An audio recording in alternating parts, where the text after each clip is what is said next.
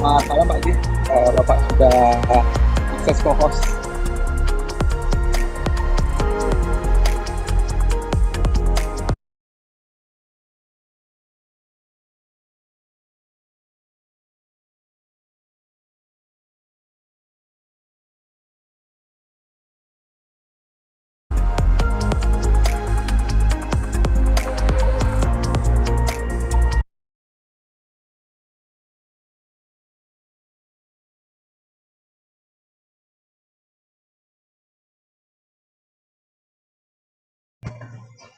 Bu Irma, mungkin sudah bisa kita mulai pelan-pelan Bu Irma. Oke, Dan baik, betul. Ya, di Zoom-nya Filipina juga baru saja dihidupkan. Kemudian Bapak Ketum sudah hadir bersama kita di sini, mungkin masih diberikan waktu sebentar untuk kita bersiap-siap semua. Ya, siap Liputu. Pak Gatot juga sudah hadir, ya. Selamat sore Pak Ketum, selamat sore Pak Gatot. Oke. Mungkin saya share dulu ke ini.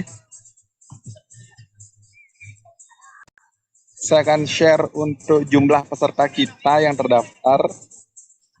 Itu adalah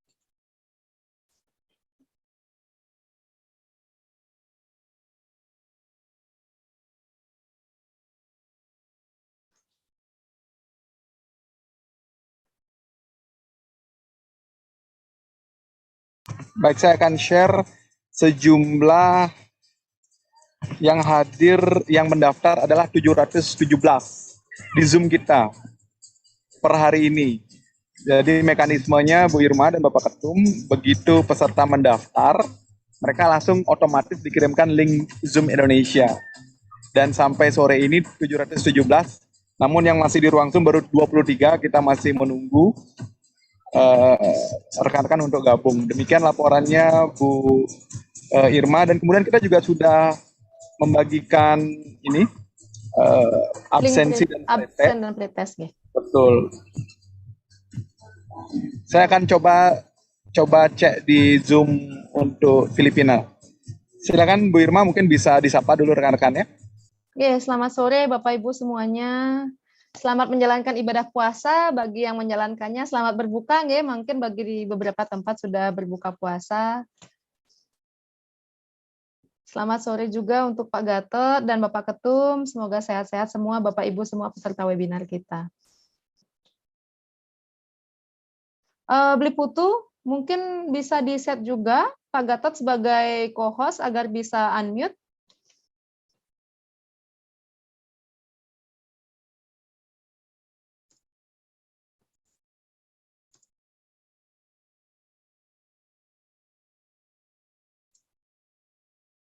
Baik, mohon ditunggu.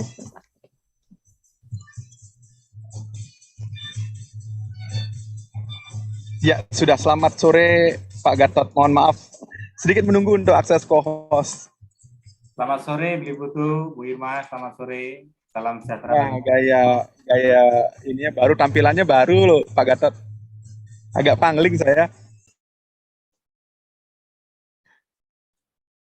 Nah, ini di layar adalah Zoom dari Filipina saat ini. Jadi masih baru saja mulai kita lihat. Ya, belum semua hadir. Kita masih menunggu sambungan. Kemudian Mas Gatot mungkin sudah melihat layar tadi bahwa yang mendaftar adalah 717 Mas sampai sore ini. Dan yang hadir di ruang Zoom baru 27. Kita masih juga menunggu sambungan. Ini di Zoom Filipina baru saja disalam-salami, belum mulai. Baik, silakan Bu Irma, mungkin kita bisa mulai pembukaan Indonesia dulu, dan mohon Bapak Ketum, mohon izin kami akan memulai untuk pembukaan Indonesia. Siap. Mohon izin Bapak Ketum, Pak Gatot, dan Diputu Adi, Bapak Ibu semuanya untuk memulai acara kita. Assalamualaikum warahmatullahi wabarakatuh. Salam sejahtera untuk kita semua. Shalom, nama budaya. Om Swastiastu. Silakan. Ya. Baik, terima kasih Bapak Ketum. Yang terhormat Bapak Ketua Umum Pengurus Pusat PARI, Bapak Dr. Haji Sugianto, SPD, MAPPC, MRI, beserta seluruh jajaran pengurus Pusat PARI. Yang kami hormati jajaran Kapengda seluruh Indonesia atau yang mewakili, dan tentunya jajaran panitia dan Bapak Ibu peserta webinar yang berbahagia. Alhamdulillah, puji syukur kita panjatkan kehadapan Tuhan Yang Maha Esa, karena atas berkat rahmat beliau kita bisa berkumpul di sore hari ini untuk mengikuti acara webinar dengan sehat walafiat. Semoga kita semua, Bapak Ibu beserta keluarga, sehat semua dimanapun berada. Pertama-tama izinkan saya memperkenalkan diri, nama saya Irma, dan izinkanlah saya memandu acara lokal konten atau sistem relay acara CPD Asia ini. Bapak Ibu semua, perlu kami informasikan bahwa acara CPD Asia merupakan acara rutin setiap bulan yang digelar oleh hasil kerjasama antara 9 asosiasi radiografi di Asia, yaitu Asosiasi Radiografer dari Macau, Indonesia, Filipina, Taiwan, Kamboja, Myanmar, Hong Kong, Vietnam, dan Singapura. Dan untuk acara sore hari ini adalah acara CPD Asia yang ke-14, dan hostnya pada acara CPD Asia kali ini adalah dari Philippine, atau Philippine Association of Radiologic Technologist. Dan pada sore hari ini, Philippine mengundang 2 narasumber, yaitu Lara Gabrielle dari St. Luke Medical Center, dan pembicara yang kedua adalah Jerald Garvin dari Lux Medical Center juga. Dan mereka akan membahas tentang findings in abdominal and chest imaging. Bapak Ibu semuanya, acara webinar akan dimulai tepat pada pukul 18 WIB nanti. Namun sebelumnya kita akan mengadakan pembukaan untuk peserta dari Indonesia, kemudian menyanyikan lagu Indonesia Raya, yang diikuti oleh sambutan dari Ketua Bidang Hubungan Luar Negeri dan Kerjasama Luar Negeri dari PARI, yaitu Bapak Gatot Santosa, dan sambutan dari Bapak Ketum, kemudian kita akan join dengan main Zoom oleh host kita di Filipina. Sebelumnya, agenda berikutnya adalah menyanyikan lagu Indonesia Raya dan Mars PARI. Untuk itu, Bapak Ibu sekalian mohon untuk mengambil sikap tegak dengan menyilangkan tangan kanan di dada. Kepada petugas Liputu dari IT kami persilahkan.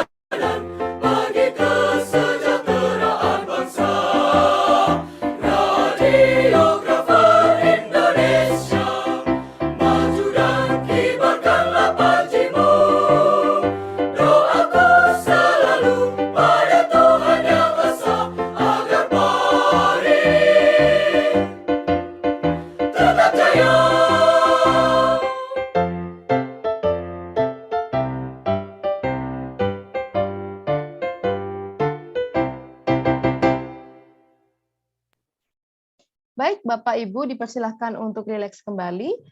Acara selanjutnya adalah sambutan dari Ketua Bidang Hubungan dan Kerjasama Luar Negeri PP-PARI, yaitu Bapak Gatot Santosa. Untuk Bapak Gatot, waktu dan tempat kami persilahkan.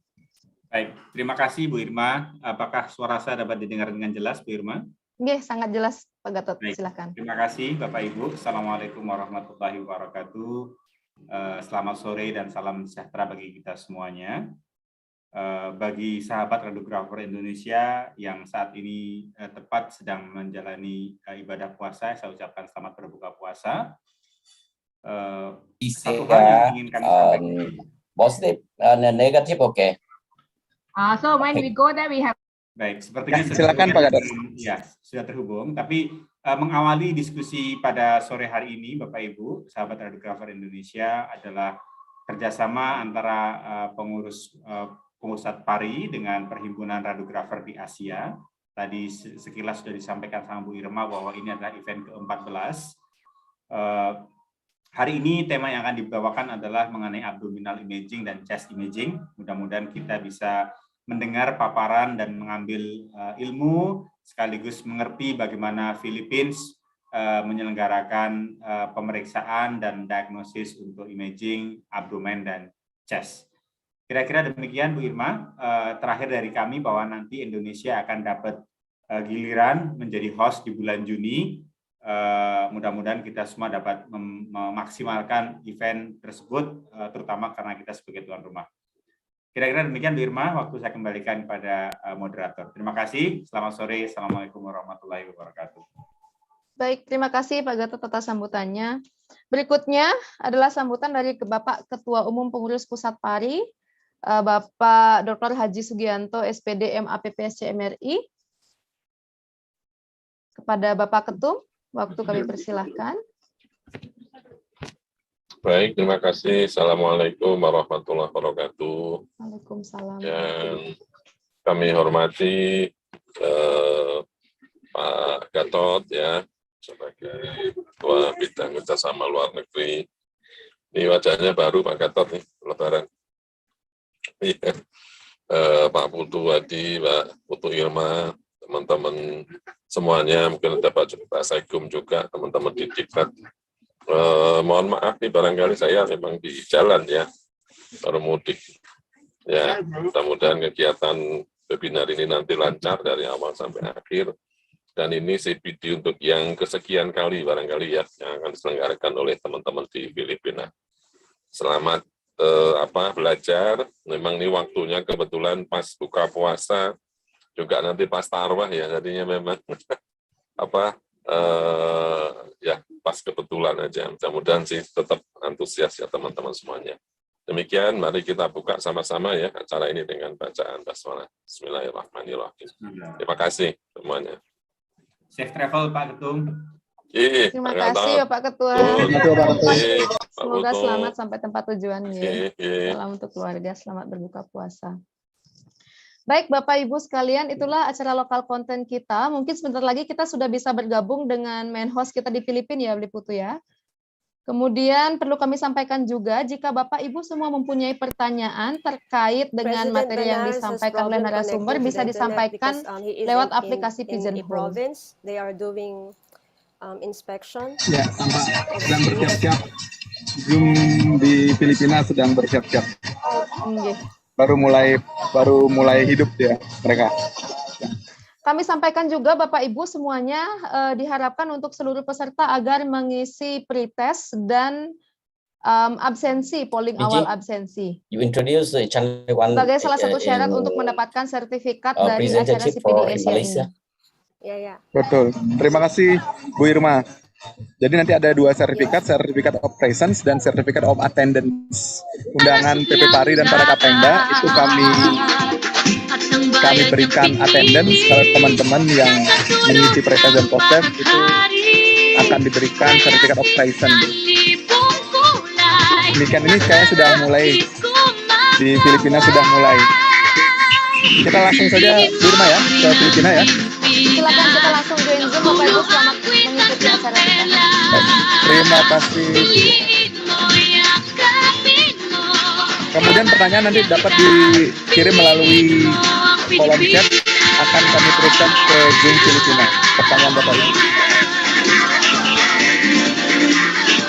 Kasayahang di mapatid, ramdam sa bawat awit.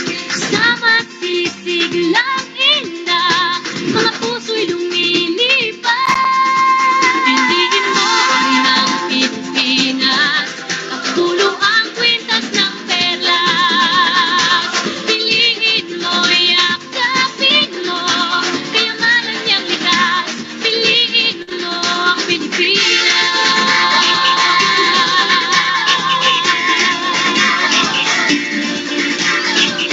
At ang ngiti ng may kapal, taglay ng bawat nilalang. May lambing na tumutuyan sa buong pakiramdam. Piliin mo rin ang Pilipinas, kapulo ang kwintas ng perlas. Piliin mo, yakapin mo, kayamanan niyang likas. Piliin mo ang Pilipinas.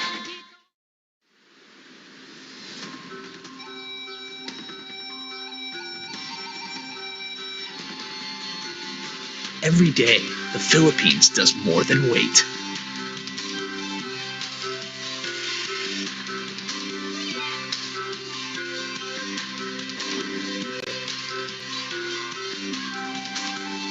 Putting together new adventures.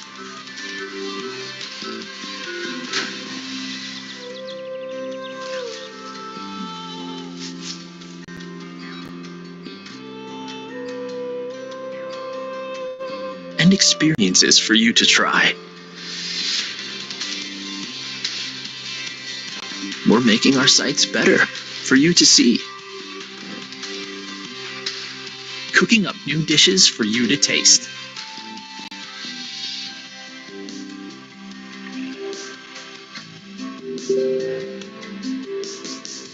And preparing cultural discoveries for you to feel. And we're not stopping.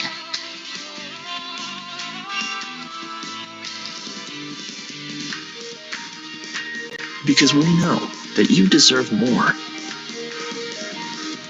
We can't wait to welcome you.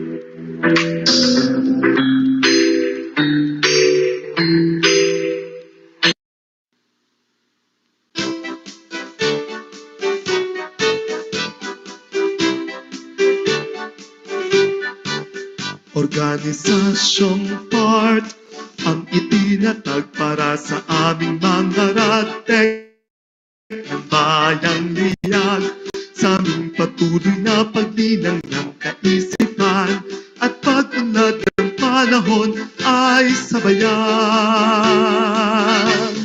Ikaw, ako, sila, tayo'y magkaisa. Sa medisina tayo ay mahalaga. Ito'y handog nating mga radtek sa bansang Pilipinas, nating sinisinta. Si Rowen, Jen, ama ng aming profesyon, liwanag na hatid, dala niya ay pag-asa. Ang teknolohiko, radiologiko, tungkulin ko sa bawat tao. Ikaw, ako, sila, tayo'y magkaisa. Sa medisina tayo ay mahalaga. Ito'y handog nating mga radtek sa bansa.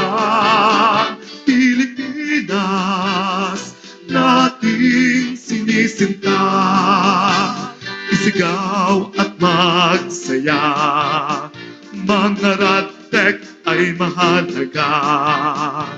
Profesyong teknolohiko, radiologiko, ipagputi natin sa mundo. Ipagputi natin sa mundo.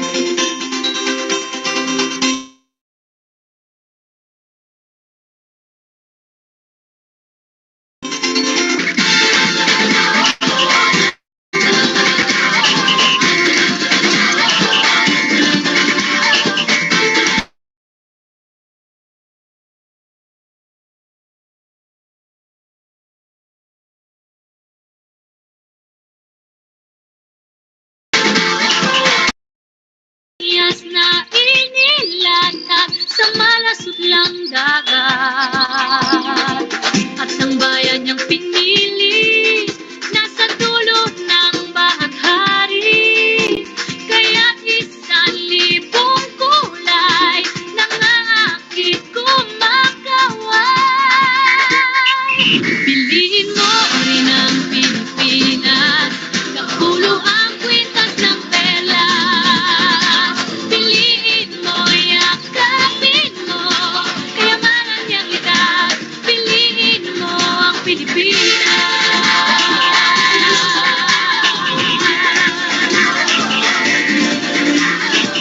Kasayahang di mapatid, ramdam sa bawat awit.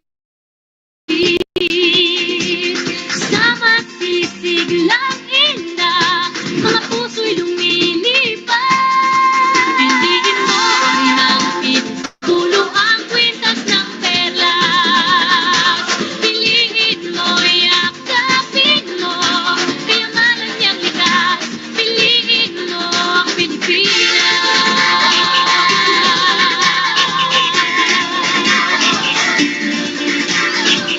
At ang ngiti ng may kapal, taglay ng bawat nilalang. May lambing na tumutuyan sa buong pakiramdam. Piliin mo rin ang Pilipinas, kapulo ang kwintas ng perlas. Piliin mo, yakapin mo, kayamanan niyang likas. Piliin mo ang Pilipinas.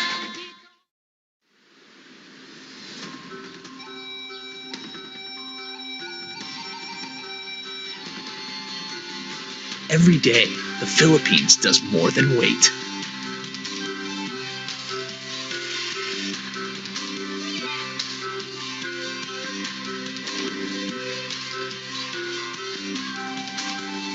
Putting together new adventures.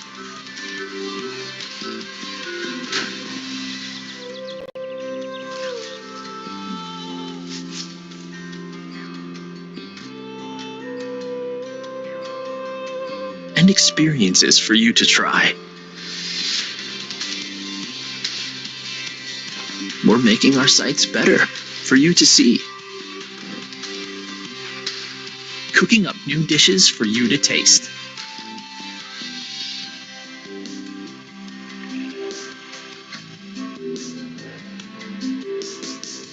And preparing cultural discoveries for you to feel. And we're not stopping.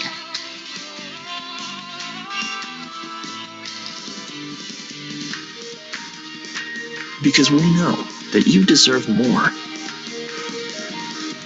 We can't wait to welcome you.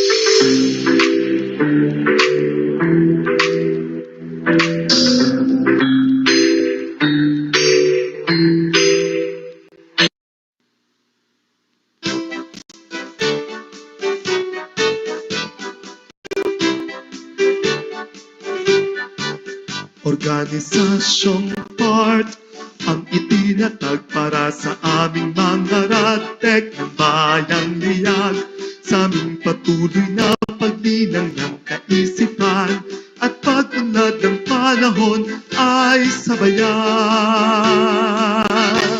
Ikaw, ako, sila, tayo'y magkaisa. Sa medisina tayo ay mahalaga. Ito'y handog nating mga radtek sa bansang Pilipinas, nating sinisinta. Si WIB-Jen, ama ng aming profesyon, liwanag na hatid, dala niya ay pag-asa. Ang teknolohiko, radyolohiko, tungkulin ko sa bawat tao. Ikaw, ako, sila, tayo'y magkaisa. Sa medisina tayo ay mahalaga. Ito'y handog nating mga radtek sa bansang Pilipinas, nating sinisinta. Isigaw at magsaya, mga radtek ay mahalaga. Profesyong teknolohiko, radyolohiko, ipagpunti natin sa mundo. Ipagpunti natin sa mundo.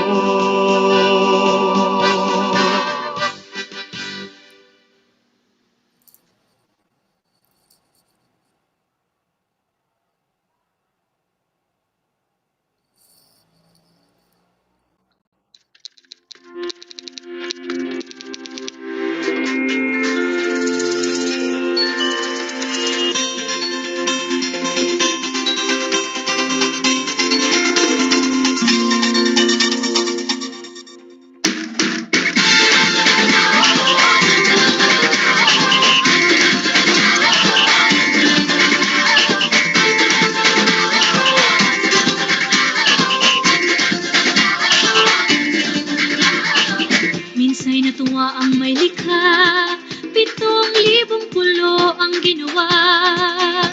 Mga hiyas na inilatag sa malasutlang dagat. At ang bayan niyang pinili,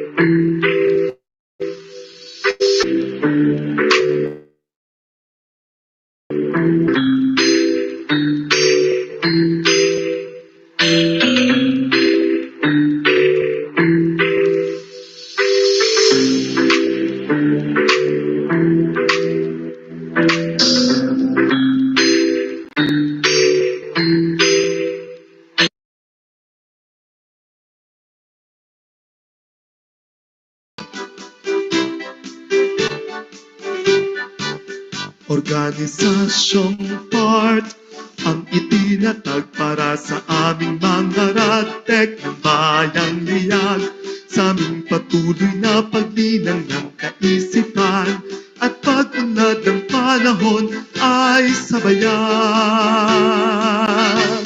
Ikaw, ako, sila, tayo'y magkaisa.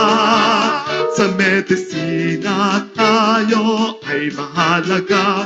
Ito'y handog nating mga radtek sa bansang Pilipinas, nating sinisinta. Si WIB-Jen, ama ng aming profesyon, liwanag na hatid, dala niya ay pag-asa. Ang teknolohiko, radyolohiko, tungkulin ko sa bawat tao. Ikaw, ako, sila, tayo'y magkaisa. Sa medisina tayo ay mahalaga. Ito'y handog nating mga ratek sa bansang Pilipinas, nating sinisinta. Isigaw at magsaya, mga ratek ay mahalaga. Profesyong teknolohiko, radiologiko, ipagpunti natin sa mundo. Ipagpunti natin sa mundo.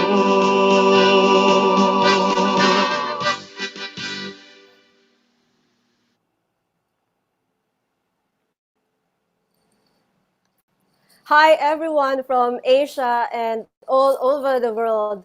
This is CPD Asia, online continuing professional development platform for Asian Radiologic Technology societies. Hosting the 14th CPD Asia is the Philippine Association of Radiologic Technologists, PART, and I am Peachy Luna, your program host. We are again grateful to our sponsor, VT Healthcare Vietnam, in helping us organize the online CPD Asia. And we are live streaming on YouTube. Please search BART and PARI channels. So you may join us live and watch a replay using the YouTube channels. This online Asia CPD is highly supported and graced by member societies' presidents, the officers and representatives. Allow me to recognize them and let us greet and welcome President of Macau Radiologic Technologist Associations, MRTA, Fernando Koch. Hello, good evening, everyone. President of Indonesian Society of Radiographers, or PARI, President Giek Subianto. We also have President of Vietnam Association of Radiological Technologists, VART, President Thai Van Lo. Hello, everyone. Hello, good evening, everyone. We also have the President of Hong Kong Radiographers Association, HKRA, President Wan Shiu Bun Nelson. Hello, everyone. Good evening. We also have the Singapore Society of Radiographers, SSR President Denise Chung. We have also the representative of Myanmar Society of Medical Radiation Technologists, Ian Yin Tan. We have for Malaysian Society of Radiographers, Mrs. Chan Lai Kwan. And we have President Sophie Lee of the Association of Cambodian Radiological Technologists. And for President Rolando Banares, PART Vice President, Mr. Dexter Rodelas. Good evening, guys. Thank you very much, dear presidents and officers. And later, they will be joining us again during the Q&A session as our panelists. So may I humbly request all presidents, officers, guests, and speakers to please open your camera for a short photo session.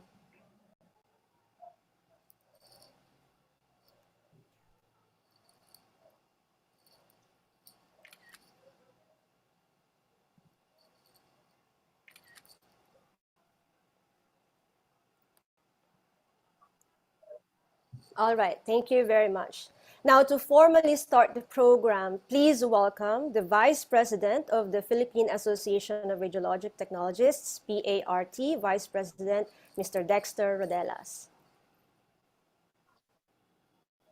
Good evening, guys and friend.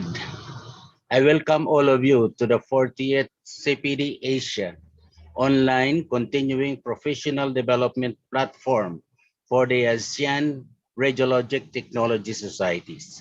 We hope that you will be able to learn and appreciate the discussions that our speakers will discuss in the program. We thank you all, the President and everyone, for being here today. Thank you and mabuhay. Thank you so much, Philippine Association of Radiologic Technologists, Vice President, Mr. Dexter Rodelas. So this CPD Asia has two speakers, lecturers. The focus of their lecture is about actionable critical findings in imaging the chest and abdomen. We shall be having our Q&A session after our discussions. And meanwhile, you can type your questions by clicking the Q&A button in Zoom or type in your questions in the chat box. For those who are in the live broadcast via YouTube, you can also chat your questions there, and we'll hope and try to accommodate all your queries. So allow me now to briefly introduce our speaker. Our first speaker, Dr. Jerald Garvin C. Lim, is a board-certified radiologist and a fellow of the Philippine College of Radiology. He obtained his medical degree and postgraduate internship at the University of Santo Tomas, Faculty of Medicine and Surgery in 2015. He then had his residency in general diagnostic radiology at St. Luke's Medical Center, Quezon City, and has recently concluded his fellowship in CT-MR imaging in the same institution. He has presented various case discussions and research papers both locally and abroad. His special interest dwells in cardiothoracic imaging, and he will be talking about critical findings in the chest in this session. Please welcome our first speaker, Dr. Jerald Garvin C. Lim. Good day, everyone.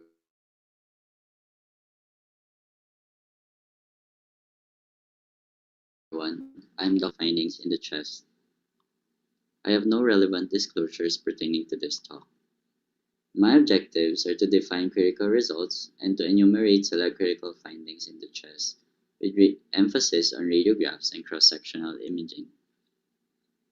So critical result is defined as any result or finding that may be considered life-threatening or that could result in severe morbidity and require urgent or emergent clinical attention.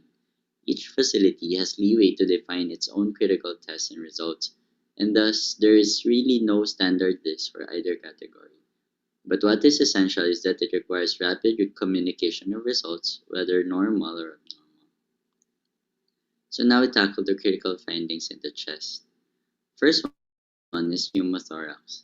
It's basically air within the pleural space and is most commonly from rupture of subpleural blebs, as tiny lucencies at the periphery of the collapsed lung. It most commonly occurs in 20 to 40-year-old males who are asthenic and are smokers, and is characterized by acute onset of pleuritic chest pain, dyspnea, or back or shoulder pain. On chest radiograph, in an upright position, these are the radiologic signs. You will see an area of lucency with no pulmonary markings. It's pointed by the white arrows. And these represent the air in the pleural space.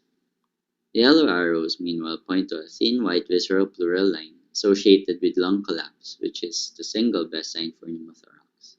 The red arrow points to a depressed left hemidiaphragm. And these are the classic findings, and this is easy to identify, especially when the pneumothorax is massive. But what if the patient is in a supine position? Will you still see these classic signs? Well, yes, especially when the amount of pneumothorax is moderate or large. The problem is when it's minimal, and the picture may look differently. So in a supine position, air may go to different spaces. So if the patient is lying down, the air will go to the anteromedial portion, and this is the earliest location. So the pneumothorax may not display the classical signs. Instead, the pneumothorax may be demonstrated by looking for the following signs, namely the outline of the medial diaphragm under the cardiac silhouette and the deep sulcus sign. This is a pneumothorax in the infrahilar anteromedial space due to vehicular trauma. You see in the supine radiograph, there's a sharp delineation of the left heart border and the deep anterior cardiophrenic sulcus, while the corresponding axial CT of the lung base shows substantial air collection in the pleural cavity at the anterior cardiophrenic sulcus. In a supine patient, air may also outline the anterior portions of the hemidiaphragm and cause visualization of the anterior costophrenic sulcus, when both the diaphragmatic dome, which is outlined by the white arrow, and anterior portions of the diaphragm, outlined by the pleural air, is depicted by the black arrow. If both of these are visualized, the double diaphragm sign is produced. The second most common location is at the subpulmonic space, as in this case of a middle-aged woman with interstitial pneumonia. Supine radiograph shows a hyperlucent upper quadrant of the right abdomen, and corresponding coronal CT image clearly depicts the inferior surface of the lung, a sharply outlined diaphragm, an IVC, and a deep sulcus sign as well. This pneumothorax, meanwhile, is in the posterior medial space of an elderly man with chronic obstructive pulmonary disease.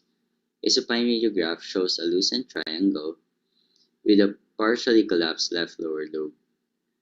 Corresponding CT image of the lung base shows pneumothorax in the posterior medial space, and the left inferior pulmonary ligament, which is the linear structure between the mediastinum and the left lower lobe, is clearly visible. This is a pneumothorax in the apicolateral space of an elderly male due to esophageal perforation caused by endoscopy, which resulted in pneumomediastinum, pneumothorax, and subcutaneous emphysema. This is a supine radiograph with corresponding coronal CT images showing the visceral pleural line in the apicolateral space, the pneumothorax in the intermedial space and subpulmonary space, pneumomediastinum, and subcutaneous emphysema are also visible. There are no vascular markings that exist beyond the visceral pleural line. However, there are potential mimics for pneumothorax, so you have to be careful, and here are some examples. This is an elderly male with sepsis. You can see that there is a linear opacity nearly parallel to the right chest wall extending from base to the apex. Here's a closer view. The lung marks are evident peripheral to this line, implying that this is not air in the pleural space. This is actually a skin fold. Skin fold is usually mistaken as visceral pleural line, and they typically occur in the elderly with loose skin. And to differentiate the skin fold and pneumothorax, absence of increased lucency laterally and demonstration of lung markings across a curvilinear shadow likely represents skin fold. Now in this image, it is focused on the left upper chest and you can see a white line shown by the arrows. Could this be a visceral pleural line? The answer is no. This is the edge of the scapula, and you can easily follow the contour of the scapula to make sure it does not project over the chest. In this image, there's an area of lucency in the right upper lobe that is devoid of pulmonary vascular markings. This looks just like a pneumothorax. There is also white linear opacity shown by the yellow arrow that looks like a pleural line. This is actually bullous emphysema. Distinguishing pneumothorax from bullous emphysema can be difficult, but it is important to distinguish them since management may vary. Now in a tension pneumothorax, air from a ruptured lung enters the pleural cavity without means of escape, and as air pressure builds up, the affected lung is compressed and all of the mediastinal tissues are displaced to the opposite side of the chest. In cases where classic features are not clearly present, a number of techniques can be employed, such as the lateral decubitus radiograph. It should be done with suspected side up. The lung will then fall away from the chest. So if the suspected pneumothorax is on the right chest should be up. That is the left lateral decubitus position. Inspiratory and expiratory projections are one technique that can be used to make pneumothorax more obvious. In expiratory chest radiograph, the lung becomes smaller and denser, and the pneumothorax remains the same, thus making the pneumothorax easier to identify. But if it is impossible to identify in radiograph, then we should still request for a CT. Pneumomediastinum is the presence of extraluminal gas within the mediastinum. Gas may originate from the lungs, trachea, bronchi, esophagus, and peritoneal cavity, and track from the mediastinum to the neck or abdomen. It commonly results from blunt or penetrating chest trauma, or maybe secondary to neck, thoracic, or retroperitoneal surgery, or even perforation of the esophagus or trachea. These are chest radiographs, PI lateral views. You see the blue arrow points to a linear lucency under the mediastinum, and it is continuous from right to the left hemidiaphragm. This is the continuous diaphragm sign. The red arrow, meanwhile, points to a lucency at the inferior cardiac border. This AP radiograph demonstrates pneumomediastinum outlining the left subclavian artery and possibly the left carotid artery, and is called as the tubular artery sign. Another lateral radiograph demonstrates the ring around the artery sign, which is seen on lateral chest radiographs as a well-defined lucency along or surrounding the right pulmonary artery. The Nacclerio V sign is a sign described on the plain film in patients with pneumomediastinum occurring often secondary to esophageal rupture. It is seen as a V-shaped air collection with one limb outlining the left lateral mediastinal border, while the other limb between the parietal pleura and left hemidiaphragm. The Spinnaker sign is a sign of pneumomediastinum seen on neonatal chest radiographs. It refers to the thymus being outlined by air, with each lobe displaced laterally and appearing like spinnaker sails. It is distinct from the sail sign appearance of a normal thymus. So can you identify the critical finding in this radiograph? Okay, so the ET tube is too low. The tip of the endotracheal tube is in the right mainstem bronchus. So this is a critical finding, and you need to relay this right away because right mainstem bronchus intubation will lead to atelectasis of the entire left lung and hyperinflation of the right lung. Most often, endotracheal tubes are malpositioned in the right mainstem bronchus because of the shallower angle of the right main bronchus makes the trachea than does the left mainstem bronchus. Here's another radiograph showing a malpositioned ET tube. In this case, the tip is at the bronchus intermedius, and this is much lower compared to what I showed you a while ago. Bronchus intermedius intubation may lead to atelectasis of the entire left lung, the right upper lobe. Here's another malpositioned tube.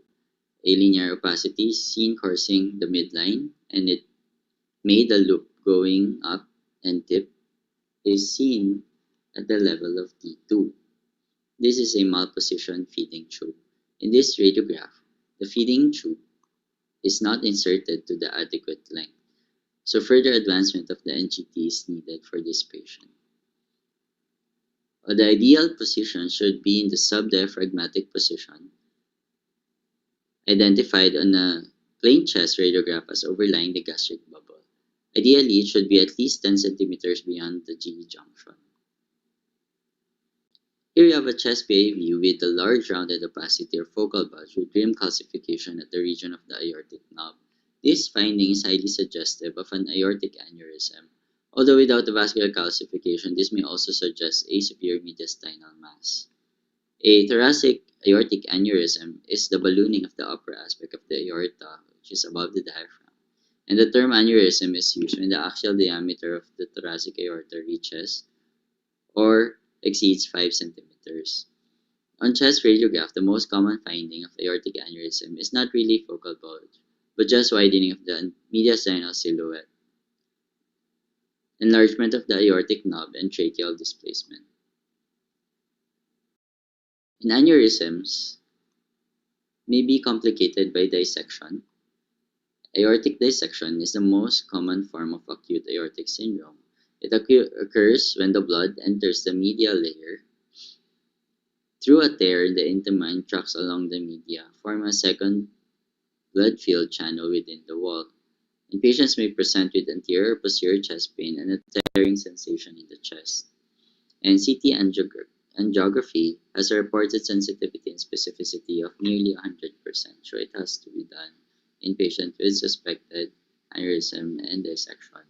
Complications include abdominal organ ischemia or embolic stroke.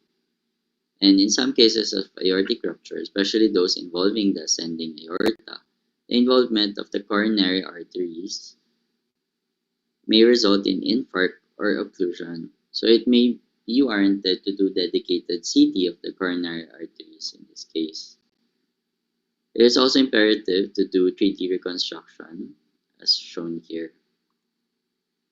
So let me show you another critical finding more often found in young children.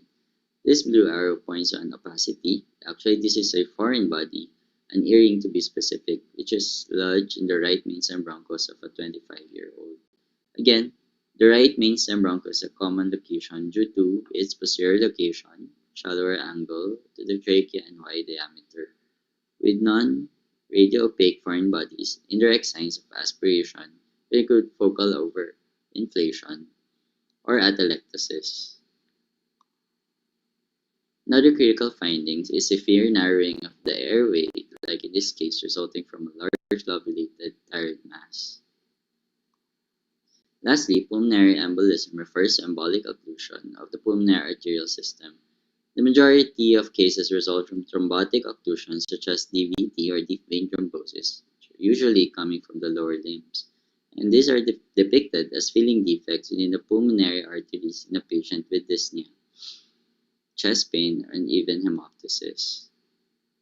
So you have gone through the most common and important critical findings in the chest, which we cannot miss during our duties and should warrant rapid communication with the radiologist or clinician in order to add value in patient care. These are my references. Thank you very much for your attention. I hope you learned something today. Thank you very much, Dr. Jerald Garvin Lim. So now let's proceed to the second speaker, and let me introduce her to you. Dr. Lara Gabrielle L. Lim is a board-certified radiologist, and she obtained her medical degree at the University of Santo Tomas, Faculty of Medicine and Surgery, Manila, Philippines. Her postgraduate internship at Chinese General Hospital and Medical Center. She then had her residency in General Diagnostic Radiology at the University of Santo Tomas Hospital, and has recently concluded her fellowship in CT/MR imaging in St. Luke's Medical Center Global City, Taguig, Philippines. Dr. Lara Lim has presented various research papers, case discussions, and publications, and special interest in breast imaging and abdominopelvic imaging. She will be talking about actionable findings in abdominal imaging in this session. Ladies and gentlemen, let's welcome our second speaker, Dr. Lara Gabrielle Lim.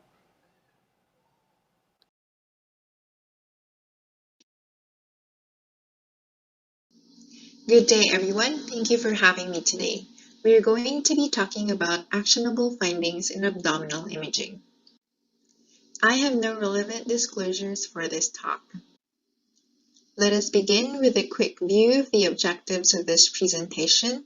We will start off with an introduction of the concept of actionable findings in medical imaging, categorization of these findings, and finish with a few examples of findings from each category. Let us begin. The American College of Radiology Workgroup defines actionable findings as imaging findings that require non-routine communication with a referring physician because of urgency or unexpectedness of a certain result. Both the radiologic technologist and the radiologist play key roles in identifying these findings in daily practice, as not recognizing these critical results may inadvertently delay treatment and lead to patient morbidity. This is particularly important in asymptomatic patients who come to the imaging center with incidental actionable findings detected on routine imaging. The ACR workgroup categorizes actionable findings into three sets, based on severity and level of urgency.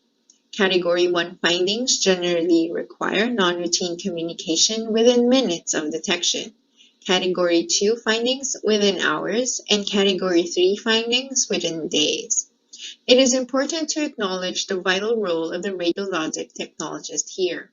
The radiologic technologist is the very first member of the imaging team to see the diagnostic images of a patient and has the opportunity to alert the radiologist to the presence of an actionable finding. Please keep in mind that some actionable findings may fall in a gray zone where different institutions categorize it differently, perhaps due to differences in experience or prevalence of a finding in their local setting. Now let's begin our discussion with Category 3 findings first. Category 3 findings, although unexpected, generally do not require immediate treatment. Follow-up imaging is still needed, but not for a few months, and non-routine communication can be done in days or weeks. These include findings such as incidental probable malignancies or a non-malignant finding that still requires long-term follow-up. Findings placed in Category 3 should not pose an acute danger to the patient.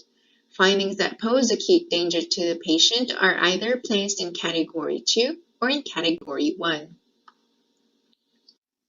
Category 2 actionable findings are clinically significant observations that require non-routine communication with the clinical team within hours of detection.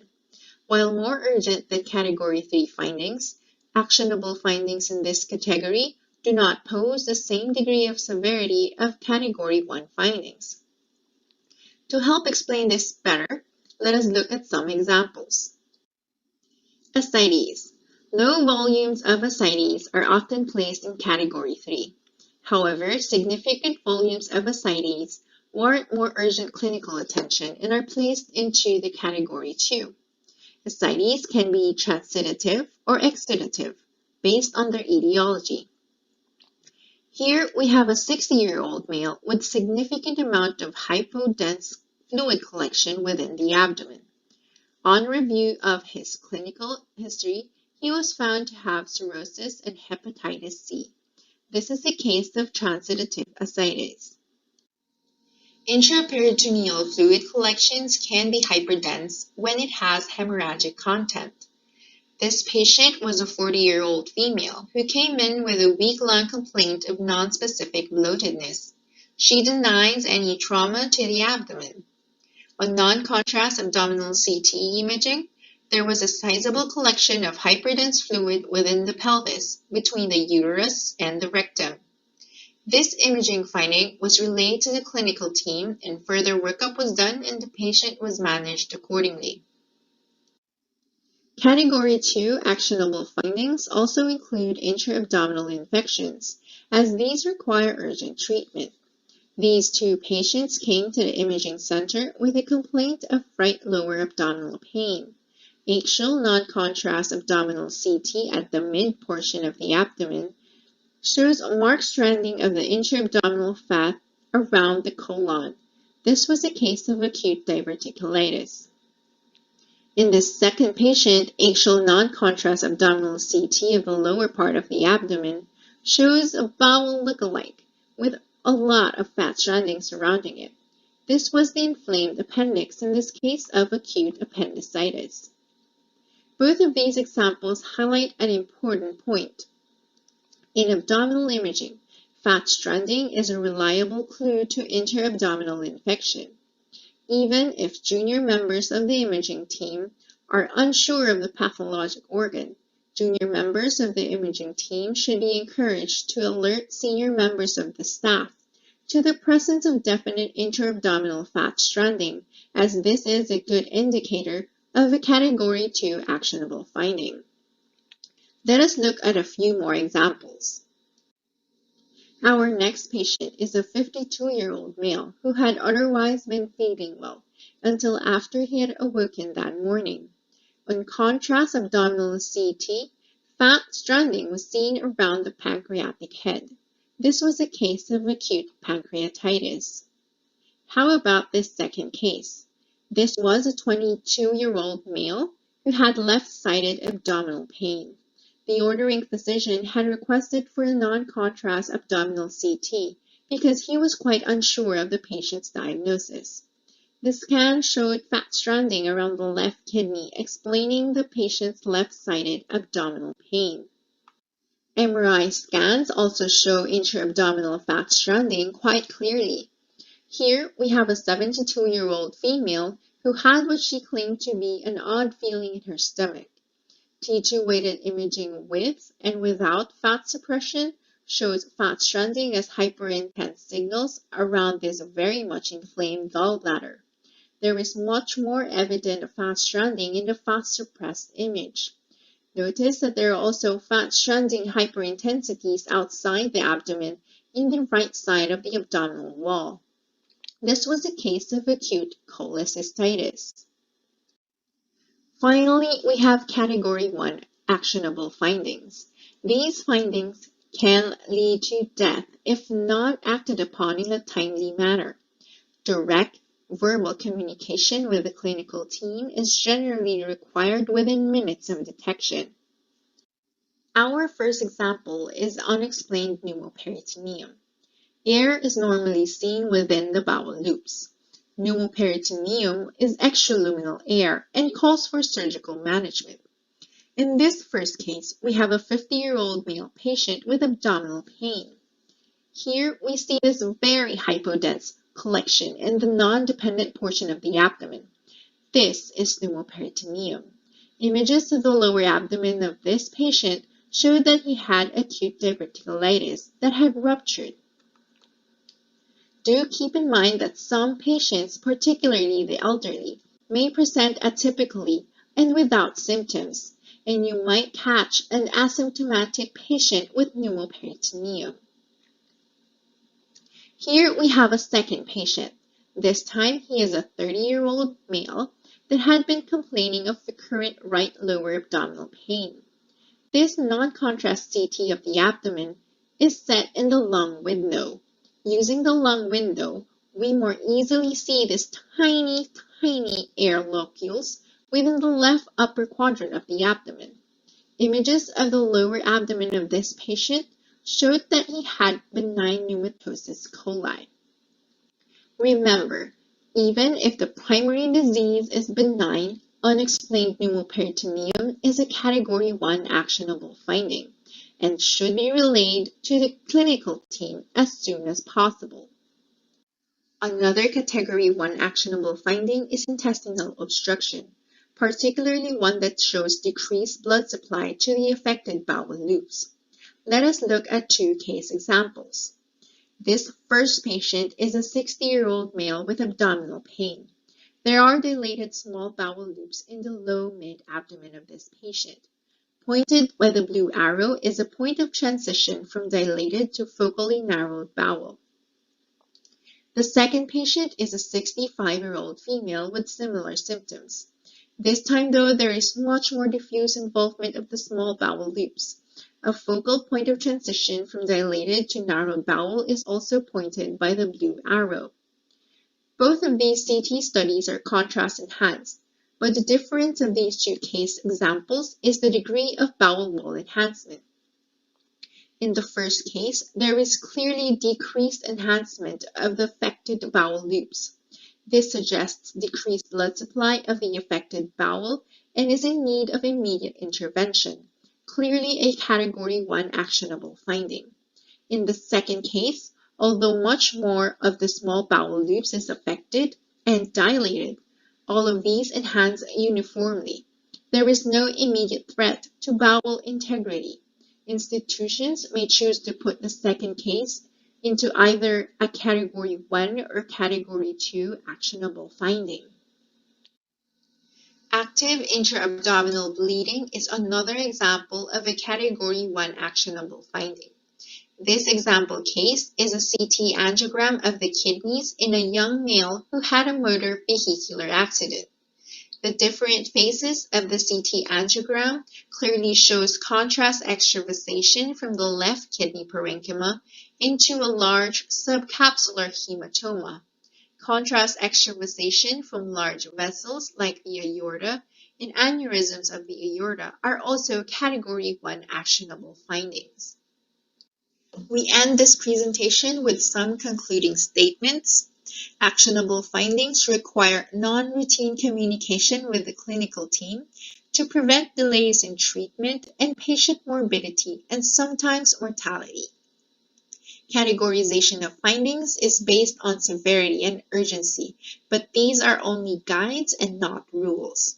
Actionable findings may be present in both symptomatic and asymptomatic cases. The radiologic technologist and the radiologist play key roles in communication of these actionable findings to the clinical team.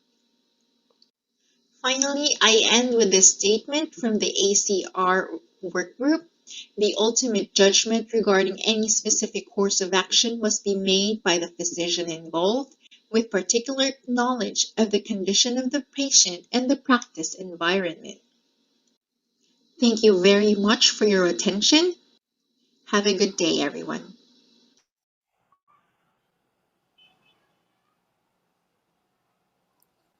Thank you, dear speakers. I'd like to call back again our presidents and our panelists. But while we are waiting for them to open their cameras, may I greet and welcome the president of Taiwan Association of Medical Radiation Technologists, TAMRT, President Chun Yuan-Tu. President Tu.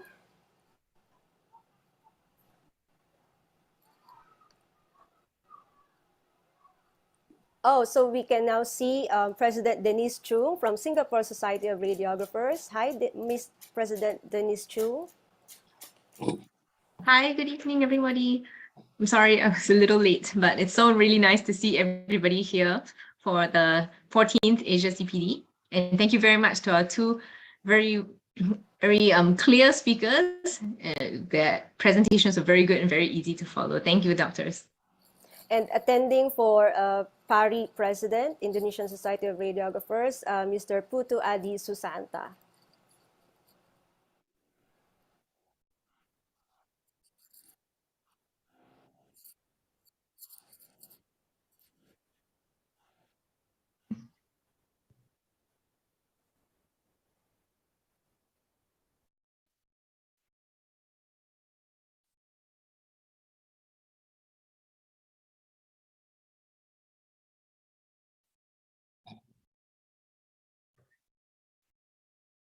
Yes, thank you, Sir Susanta. So welcome back again, everyone.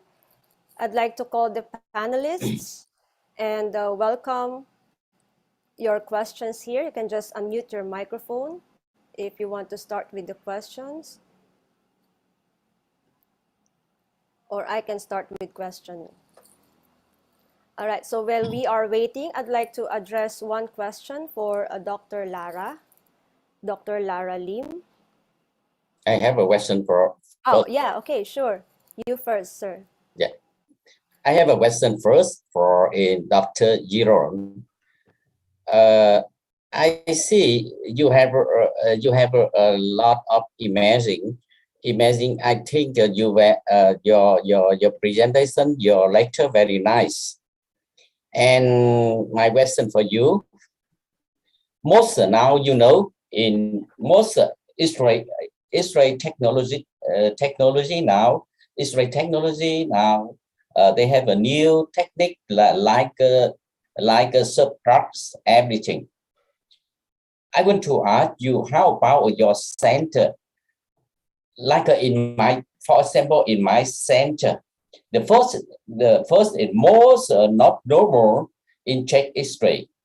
The most radiologists in my center, they have a request please move to CT. They have a request for CT scan again for check something, because CT scanner for many information for patient, for doctor. The first question, how about in your center? It most like in my question, like in check X-ray now, like in my streaming, and then in most radiologists, they only use a check X-ray for like in screening. If ever not normal, they move to they request to move to in CT scan for check again everything. The first question for Dr. Jerald. The second doctor for Jerald, I see in your presentation have a pulmonary embolize. I don't know how about your center. after the COVID-19, some people have embolized the pulmonary arterial. How about in your center? You usually for CT scanner for pulmonary for checks embolized or not embolized in pulmonary arterial in your center. Okay, the two questions for in Jerald. Okay. Thank you, Mr. Taiwan Lock, for those questions. So, for the first one, yeah, it depends. It's the same in our institution. There is the clinicians when they would request for imaging findings. Number one, there should always be an indication on why they will be requesting either an X-ray or a CT scan. As we know, there are a lot of things that we can see, for example, in X-ray, but we can clearly delineate in CT or even in MRI. So, but if ever, for example, the request is not very clear, we usually do call them and then we confirm if what particular finding they would want to confirm in the imaging study. So for the second, during COVID, yeah, we see a lot of pulmonary embolism, especially during the alpha and the beta variant waves, but not much in Omicron. And during those times, when it was starting, the clinicians would usually base it on the blood test. They would do D-dimer, and then if the D-dimer, the blood test came out to be very high, the level is very, very high, they would proceed with CT scan to confirm if there is really pulmonary embolism.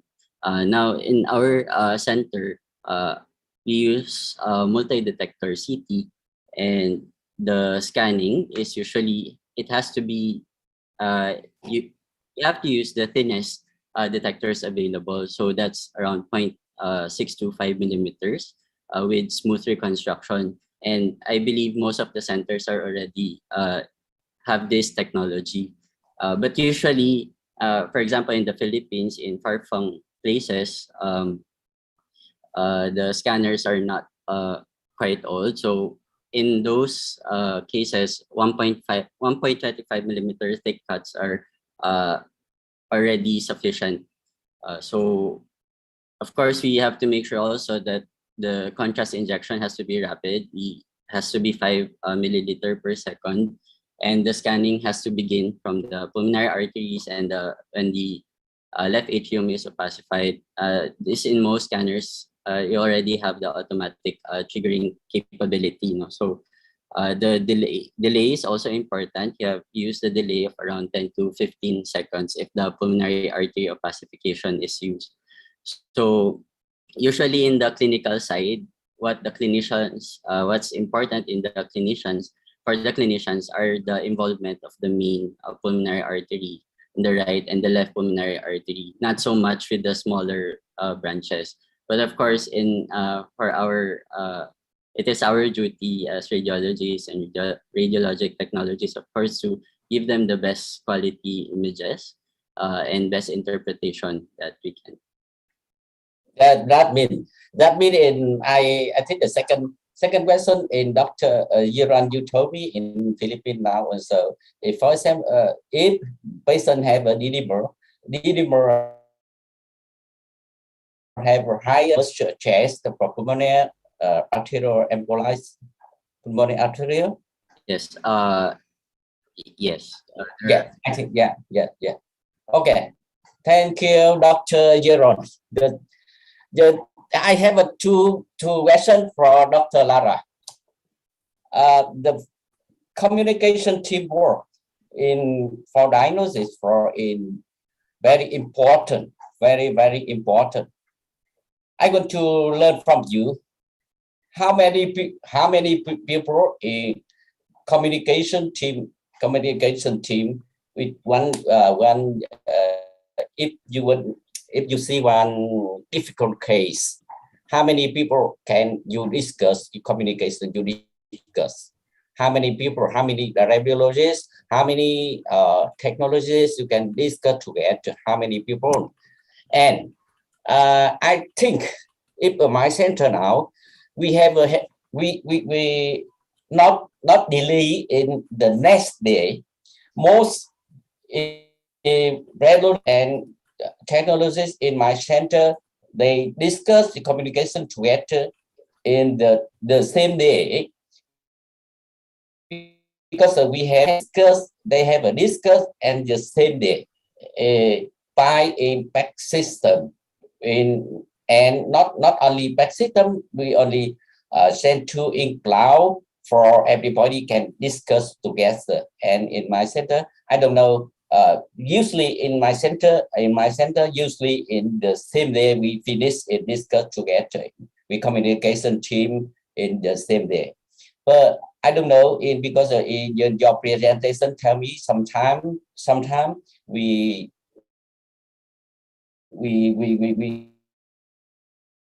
day or next day. How about in your center? You will tell everybody how many radiologists and technologists and communication team. And the first question, and the second question for Dr. Lara. In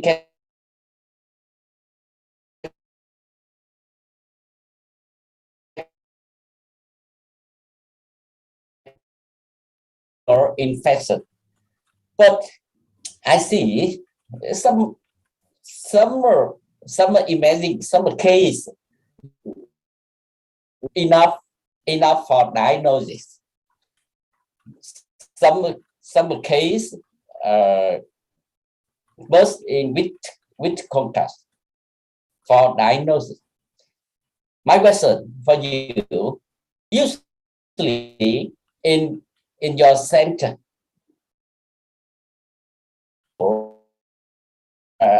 abdominal infection, in some case you don't use the contrast, with contrast enough, or with contrast enough, but in contrast enough. When with contrast, when with contrast, some case in abdominal infection. The second question for Dr. Lara. Hi, thank you, President Taiwan Block. So in my experience, I've been able to work in 2 imaging centers already. In the first center, we had a very small team. So I think in our CT center, we had like roughly 6 or 7 radiologic technologists with us. In our MRI center, we had 3, and then several radiologists. In the second center I was working with, we had a big number of radiologic technologists. But you see, each patient that comes into the imaging center, they're only assigned maybe a couple of radiologic technologists, right? So we rely on that smaller team of radiologic technologists to alert us of actionable findings or critical findings in a certain patient. As for the workflow, yes, I agree that most of the time within the same day, imaging findings are already relayed to the attending physician or the requesting physician or the emergency room team actually. But there are some cases, especially when the center has a large volume of patients, that category 3 findings in particular are not immediately relayed because there are more category 1 or category 2 findings that have to be relayed first. So we have to queue those, and maybe sometimes they do reach a second day or a third day before they're relayed to the clinical team.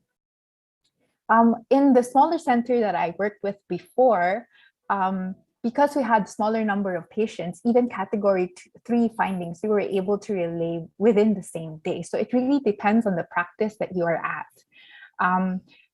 And I would like to suggest that most imaging centers should have a meeting or a protocol that they will follow whenever they encounter these findings, so how they will handle it, who will relay, and if the radiologic technologist or the doctor will relay the findings to the attending physician or the requesting team. The second question, for category 2 findings involving abdominal infections, right? So sometimes will or request a non-contrast CT study. It's like a preliminary scan to just see if there is indeed something wrong inside. When they reach us and we're informed that there are fat strandings indicative of some sort of abdominal infection, we immediately call the requesting physician and we tell them, oh, we're thinking about that this is a abdominal infection. You might want to do a contrast study. If they do decide to do a contrast study, we'll do that, and that would confirm if there was abdominal infection or something else. Unfortunately, there are patients that cannot go to the contrast route because of, let's say, kidney problem, or maybe they're not stable to do the contrast study. In those cases, if the attending physician thinks that clinically their symptoms do coincide with abdominal infection, they may opt to forego the contrast study already, and we'll manage the patient as a case of abdominal infection with the non-contrast scan. Yeah. Thank you, Dr. Jerald and Dr. Lara. After me today, to doctor for us many information, and thank you so much to Dr. Jerald and Dr. Lara, many information for us. Thank you so much. Yep. Thank you. Thank you. Yes, so we have a question here for Dr. Lara. Question is, all imaging procedures have generated reports to communicate findings. What is so special about actionable findings? Yeah, that's a good question. So I agree, all imaging reports will have a finding that's given out to the patient and to the requesting physician. But our discussion today was for actionable findings. And if we follow the American College of Radiology's recommendations, they suggest that we have this form of non-routine communication. That is, we go out of our way to contact the attending physician or the requesting physician to tell them about imagings that need urgent actions or urgent treatment, or imaging findings that might be missed out by just simply giving them a piece of paper. So that's the importance of non-routine communication. It's the term to describe the form of communication is non-routine. Like for category 1 findings, the recommendation is actually verbal communication, calling up the physician. If they're not at the ER, or if they're from another imaging center that's with our center, the recommendation is for us to call them up to let them know that their patient appears to have this certain that requires urgent treatment. So yeah, that's the importance of relaying actionable findings or critical findings in comparison to simple written yes, report. Dr. Lara, Yeah. there's a question from the participants here. I think this is somewhat related. His question is about, are you open to having the rad techs to directly alert possible critical findings to the attending requesting physician as a routine channel of communication upon detection? Or would you suggest that radiologic technologists imaging findings? Yeah, thank you for that question. Yes, I agree that the radiologic technologist has an important role here. Whenever there's a need to relay actionable findings, recommendation would be to inform your team first, because most often certain findings have to be discussed first before they're alerted or they're sent out to beyond the imaging center itself. So I would suggest that you either alert a senior radiologic technologist, and then you together go to the radiologist consultant that is on duty, so that you can discuss if what you're thinking about is really what's happening inside the patient, or if you have to suggest other procedures that can confirm your suspicion.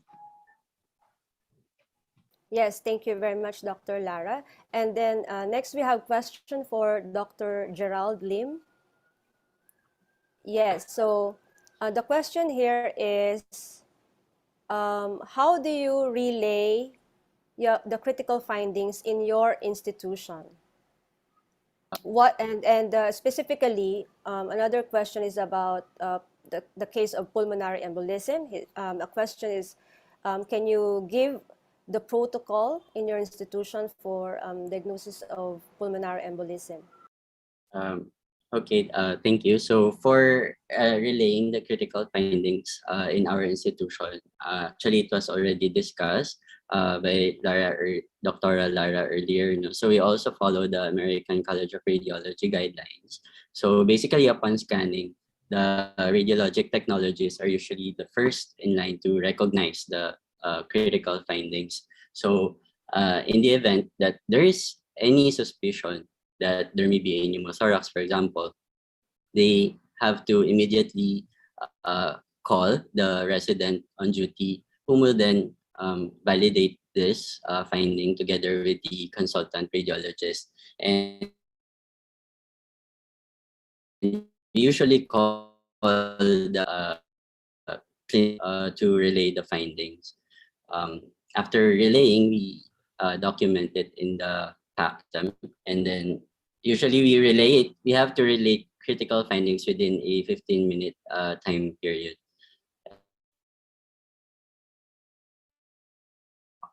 Audit of compliance with regards to turnaround may differ and may vary from it. So for the second question regarding the pulmonary embolism protocol, I believe I already discussed this earlier also. So again, we use multi-detector CT in our institution. We use thin 0.625 millimeter with smooth reconstruction algorithm. And then the contrast has to be injected rapidly in the 5 milliliter per second, and scanning should begin at the level of the pulmonary artery or the left atrium as it is opacified, and then we do 10 to 15 seconds delay.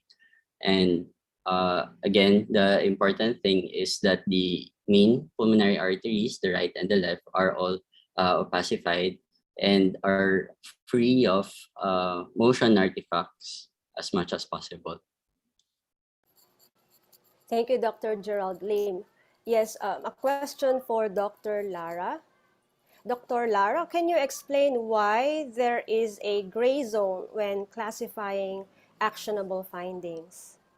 Yeah, okay. So the classification scheme that's given by the ACR is just a recommendation. It's only a guideline. And in their published guideline, they opted not to give black and white table categorization because oftentimes practice experience or a local practice setting or prevalence of disease can affect how conditions are managed medically. So sometimes some institutions may want to treat acute appendicitis, for example, medically with antibiotics, as opposed to some centers who opt to treat appendicitis more aggressively using surgery. So many times also local guidelines, like, for example, here in the Philippines, the Philippine Medical Association or the Philippine College of Radiology, they can also publish guidelines that affect only the local practice, the local practices. So these can change per practice setting. So a recommendation in the United States or recommendation in other countries may not be the same for that in your country. Also, recommendations from another part of your country may not be the same as the part of the country you're in. So it is possible that one imaging center places one condition into category 2, and another imaging center places that condition in category 1. So it really depends on the institution you're in and how the doctors or the clinicians in your institution would opt to treat that certain condition. And another question for you again, Dr. Lara. Can you give more examples of category 3 findings? Okay, so category 3 findings are those findings that can be followed up after a few months from the imaging procedure that they had done. So these are commonly incidental or unexpected benign or possibly malignant tumors that don't have concurrent acute conditions, like, for example, obstruction. Let's say small liver tumor that doesn't have portal venous thrombosis or biliary obstruction, so the patient does not have any pain associated with it. Or, for example, colon carcinoma that doesn't cause bowel obstruction. So again, the patient is asymptomatic, but they do have something, a condition that needs to be worked up later on in the coming weeks or the coming months. And sometimes, because the radiologic report, the written report, is simply given out to the patient, sometimes the attending physician may miss out on it, or possibly the patient does not go back to their attending physician right away. There's sometimes a need for us, the imaging team, to go and tell the attending physician using this non-routine communication that we're talking about, so that the physician will be the one to spearhead the workup and not delay treatment, because it's understandable, like, if the patient has colon carcinoma and their workup is delayed for weeks or months, by the time that they're worked up, possibly that colon carcinoma has metastasized and the patient has poor prognosis. And this is what we're trying to prevent, the part where the patient develops metastasis or other conditions that complicates things. So that's why category 3 findings include those disease conditions that also require longer term follow-up. So possibly malignant, we're not really sure yet, because the patient is asymptomatic or the clinical symptoms of the patient do not coincide with it to require longer follow-up within months or possibly even years. So yeah, those are examples of category 3 findings. Yes, thank you, Doc. Here from the participants, we have from Sherlene Reyes. Is there an instance that when you give a contrast, the aneurysm was triggered or a more serious condition came out? How will you manage if that case happened? Okay, so usually abdominal aortic aneurysms, they come in the imaging center with symptoms, okay?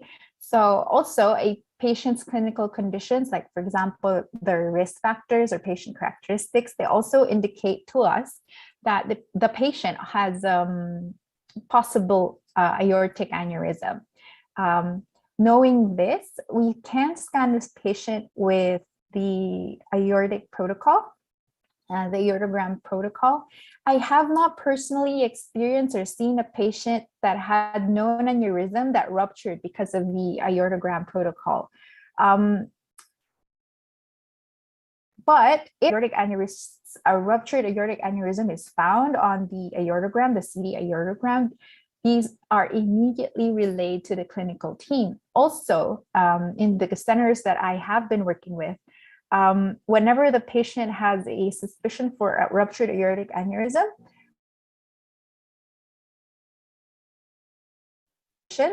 has a member of their team there with us when we do the scan, so they know right away that the patient has a ruptured aneurysm and they're sent for treatment immediately. Yeah, so Dr. Lara, I think you can also read the Q&A section here. The first question there actually is about ruptured aneurysm. This anonymous attendee is asking it for category 1. And if it is it still that you inject contrast agent in such case? Yeah, so it is, yes, it is a category 1 finding and it needs immediate. Most of the time, we do not know that the aortic aneurysm is ruptured. Okay, so when we do the aortogram procedure, we inject the contrast, and that's when we find out that it has indeed ruptured. Sometimes when we do the non-contrast part of the study, we see that there are a lot of fat stranding and possibly even hyperdense fluid around the aorta, and that raises the suspicion for ruptured aortic aneurysm, but we need the contrast to confirm this. Thank you, Dr. Lara. For Dr. Jerald, these are, I think, extra specific questions. This participant is inquiring about other techniques that you use for suspected foreign bodies in airways. And can you also share CT protocol adjustment that you do or onto patient that is over? Okay, so for techniques in suspected foreign bodies in airways, we can also do, just like in tension pneumothorax, we can also do the expiratory phase imaging in X-rays or in CTs. So if the foreign body is obstructive, it will detect air in the air trapping in that particular segment, lung segment. So it will appear more hyperlucent. Because normally in expiratory phase imaging, we expect that the entire lung would appear as ground glass attenuation or would be hyperdense. So we can do that for suspected foreign body. So for the overweight or obese patients, so you can set the reconstruction algorithm to around 2.5 millimeter thick, and most of the time this will reduce the noise of the scan, and yeah, it will be interpretable already. Yeah, I think this next question is also for you from Can Fan from Vietnam. Question is lateral decubitus chest view is always used for critical care, in critical care, and when do you use it? Okay, so I do not think that it is always used, but it has to be done if there is always a equivocal finding. For example, in cases wherein the classic features of a pneumothorax or even pneumoperitoneum is not clearly visible on the conventional views of the lateral. The principle behind this again is that the affected lung in pneumothorax, they would tend to fall away from the chest wall. So if the suspected pneumothorax, let's say it's on the right chest should be placed up, and that's the left lateral decubitus, right? And when when the suspected pneumothorax is on the left chest should be on the upside, and that is the right lateral decubitus position. Yes, thank you, Dr. Jerald. There is also a question posted in the Q&A box.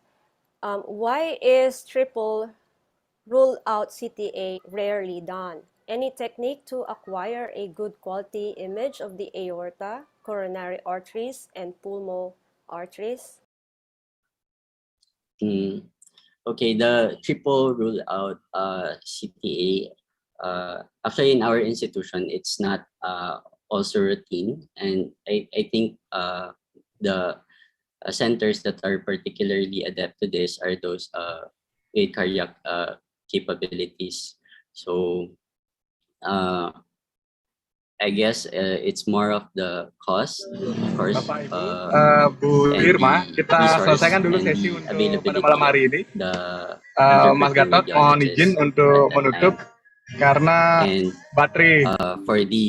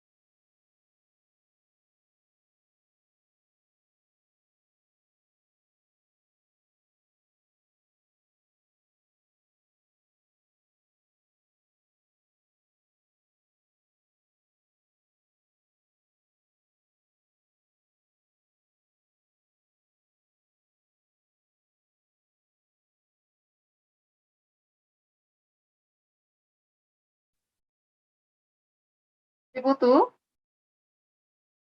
Ya, Bapak Ibu semuanya, sepertinya ada gangguan jaringan dari host kita di WIB-Jakarta sebagai tim IT PP PARI. Sekali lagi kami ucapkan terima kasih atas partisipasi Bapak Ibu semuanya dalam acara CPD Asia yang ke-14 ini.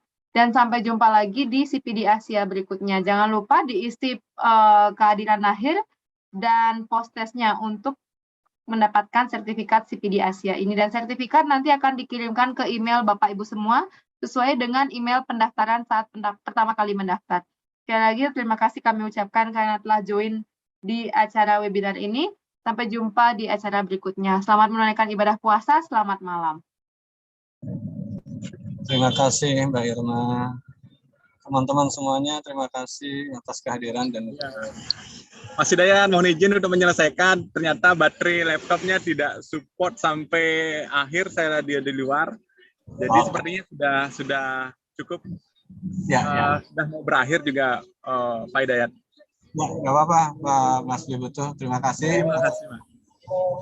Dan tim semuanya juga terima kasih Mas Gatot dan tim semuanya. Teman-teman semuanya, kami juga mengucapkan menjelang Hari Raya Idul Fitri, Pengurus Pusat Perhimpunan Radiografer Indonesia menyampaikan selamat memperingati atau selamat menyambut Idul Fitri 1 Syawal 1443 Hijriah. Taqabbalallahu minna wa minkum, taqabbal ya karim. Mohon maaf lahir dan batin. Terima kasih semuanya. Salam sehat untuk kita semuanya. Selamat mudik dan berkumpul dengan keluarga besar. Amin. Amin, amin. Terima kasih Pak Sekum. Ya, sama-sama. Terima kasih. Baik rekan-rekan, silakan mengisi post-test yang sudah dibagikan di kolom chat. Kemudian dengan berakhirnya Zoom ini, maka berakhirlah seluruh acara. Sampai jumpa di CPD Asia selanjutnya. Indonesia itu mendapatkan jadwal pada bulan Juni. Jadi kita ketemu lagi mungkin bulan Juni. Sebelumnya bulan Mei, kami akan sampaikan jika ada CPD selanjutnya. Baik, demikian yang dapat kami sampaikan. Bu Irma, silakan dilanjutkan. Ya, beliau sudah berakhir semuanya. Selamat merayakan, selamat menyambut Hari Raya Idul Fitri juga sekali lagi untuk Bapak Ibu semuanya yang merayakannya. Mohon maaf lahir dan batin. Mohon maaf apabila ada hal-hal yang kurang berkenan dari acara sore hari ini. Ya. Ada yang maafkan, Mbak Irma, makasih banyak. Terima kasih. Ya, izin live ya. Terima kasih. Selamat sore. Terima kasih Pak Sekum. Saya